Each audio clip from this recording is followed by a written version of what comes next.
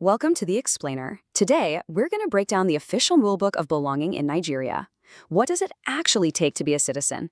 Well, the answer might be a little more complicated than you think. It's a question that goes way beyond where you were born or the culture you grew up with. The real answer, the official one, is written right into the nation's highest law, the 1999 Constitution. Okay, so here's our game plan. We'll start with the basics of what citizenship even is. Then we'll walk through the 3 official ways to become Nigerian. After that, we'll get into dual citizenship, look at the rights and duties that come with it, and wrap things up by clearing up a really common point of confusion. So, first things first. When we talk about citizenship, what are we really talking about? Well, in legal terms, you can think of it as the official membership card to a country. It's a formal, legally recognized thing. A good way to think about it is like getting the top-tier membership to a national club. And this membership, it comes with some really exclusive benefits, but it also asks for something back from you, your loyalty and, following the country's laws. And this is where things get really interesting because there's a huge difference between being a citizen and just being a resident. You could live and work in Nigeria for decades, pay your taxes, follow all the laws, but that doesn't make you a citizen. The big difference usually comes down to political rights, especially the right to vote. So why does all this matter?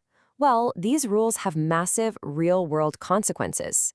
Citizenship is what decides who can run for president, who gets a Nigerian passport, and who's protected by Nigerian embassies when they're overseas. Having these rules clear is what helps prevent conflict and build a shared sense of identity. Okay, so how do you get this membership card? The Nigerian Constitution, if you look at sections 25 to 27, lays out 3 very clear, very distinct paths. So you've got these 3 main doors, right? Birth, registration, and naturalization. These 3 are the absolute bedrock of Nigeria's citizenship law, and each one has its own specific set of rules. Let's start with the most common one, by birth. Now, this is where a lot of people get it a little mixed up. It's not just about being born on Nigerian soil. The law is mainly focused on your bloodline. You need to have a parent or even a grandparent who is Nigerian. Okay, path number 2 is registration. Now, this one isn't automatic at all. It's a process, and it's often the route for foreign women who marry Nigerian men. They have to formally apply, show that they're of good character, and take an oath of allegiance to get that official green light from the government. And that brings us to our 3rd and final path, naturalization. This one is a big deal. It's seen as a privilege, not a right you can just claim. It's for foreigners who've lived in Nigeria for a really long time, who are accepted by their local community, and who can prove that they've made a real positive contribution to the country. Okay, so we've covered the ways in, but what about this? In our totally globalized world, this is a huge question. Can you hold a Nigerian passport and one from somewhere else?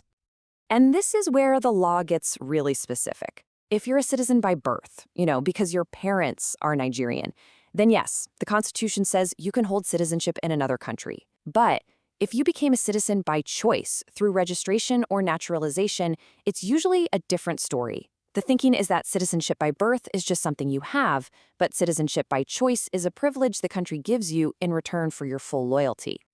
Something else to keep in mind is that citizenship isn't necessarily forever. You can actually lose it. You can choose to give it up yourself through a process called renunciation, or in some really serious situations, especially for those naturalized citizens, the government can actually take it away for things like fraud or being disloyal to Nigeria. All right, we've been talking about this membership card, right? So what are the perks and what are the responsibilities? It's really just 2 sides of the very same coin. So on one side, you have your rights. And these are some pretty powerful perks that are just for citizens. We're talking about the right to vote, to run for office, to get a Nigerian passport, and to have the full protection of the law, whether you're in Lagos or you're in London. But then you flip the coin, and you've got your duties. See, citizenship isn't just a one-way street about what you get. It's also about what you give back. Every single citizen has a responsibility to follow the Constitution, respect the flag and anthem, pay their taxes, and just generally be a positive part of the community. It's what makes the whole thing work. Okay, for our last point, we need to talk about something that's, it's a really specific, uniquely Nigerian issue. It's where your national identity and your local identity can sometimes clash. So here's the thing. The Constitution says it loud and clear. If you're a citizen, you're a Nigerian. Full stop. But on the ground, in day-to-day life, this idea of your state of origin, which is all about where your family comes from, can sometimes create problems. It can lead to people being treated differently for things like getting a job or getting into a school. So, what's the bottom line here? It's that even though these local identities are a super powerful part of Nigerian culture, the number one law of the land, the Constitution, gives us one single unified definition of who's a Nigerian. Legally speaking, citizenship is a national thing, and it should apply to everyone the same way. And that kind of leaves us with this big final thought. These rules we've been talking about, they're not just some dry, boring legal stuff. They are literally the blueprint for a nation's identity and where it's headed.